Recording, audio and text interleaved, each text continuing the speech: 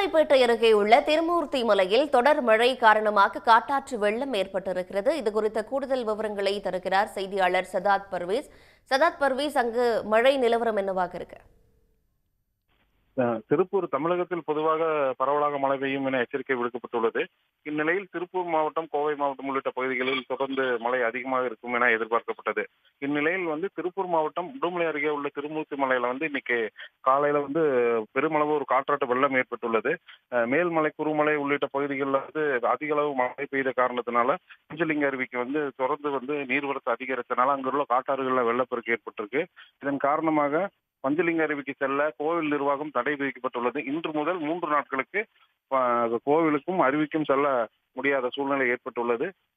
எந்த ஒரு அசம்பாவிதங்களும் நடைபெறக்கூடாது என்பதற்காக முன்னெச்சரிக்கையாக இந்த நடவடிக்கையை கோவில் நிர்வாகத்தினர் எடுத்துள்ளனர்.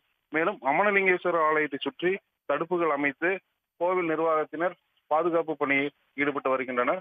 தொடர்ந்து பக்தர்கள் மற்றும் சுற்றுலா பயணிகள் அதிக அளவு நீர் வரும் பகுதிகளுக்கு செல்லாமல் இருக்க தொடர்ந்து கண்காணிப்பு பணி மேற்கொண்டு வருகின்றனர்.